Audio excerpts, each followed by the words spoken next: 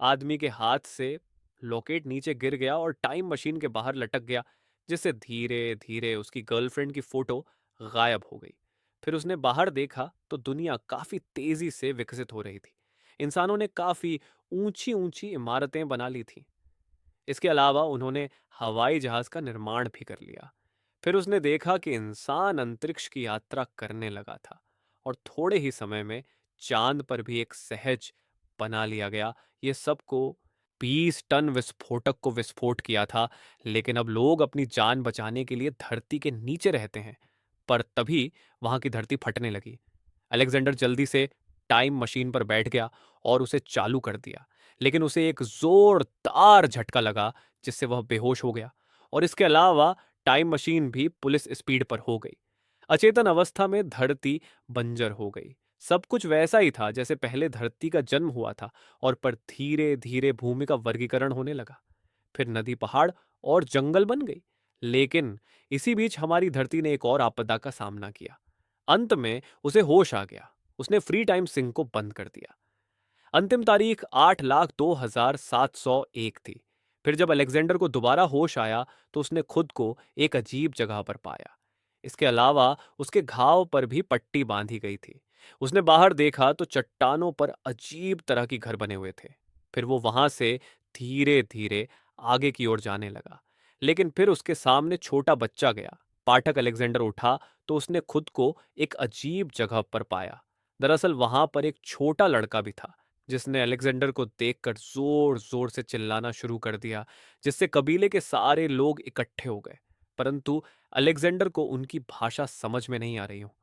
भाग्य से वहां पर एक शिक्षक आई, जिसमें उससे बातें की। तभी पता चला कि अलेक्जेंडर की भाषा पत्रों की भाषा बन चुकी थी।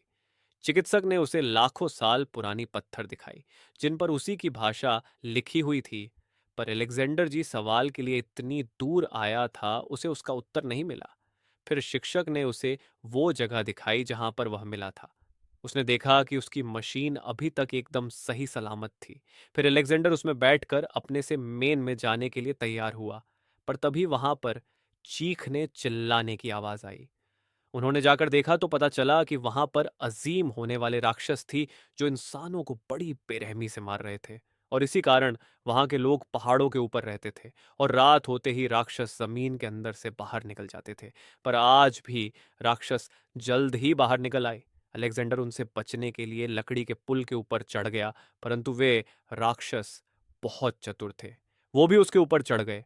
राक्षस भी उसके पीछे आ जाता है और अलेक्जेंडर उसे जैसे तैसे करके नीचे गिरा देता है और जाल के अंदर चला जाता है। और वह राक्षस दोबारा शीर्ष पर हमला करके उसे नीचे गिरा देता है।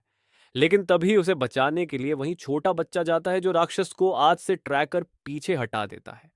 लेकिन बाद में वहां पर शिक्षक के चिल्लाने की आवाज आई, क्योंकि अपराध से शिक्षक को पकड़ लिया था और उसे अपने साथ ले जा रही थी।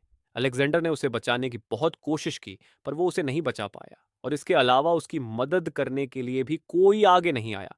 अलेक्जेंडर को लोगों ने बताया कि अगर भी किसी की मदद करते हैं तो दूसरे दिन उनका भी मरना तय है, इसलिए कोई किसी की मदद नहीं करता है। फिर छोटे बच्चे ने उसे राक्षस के घर का पता बताया।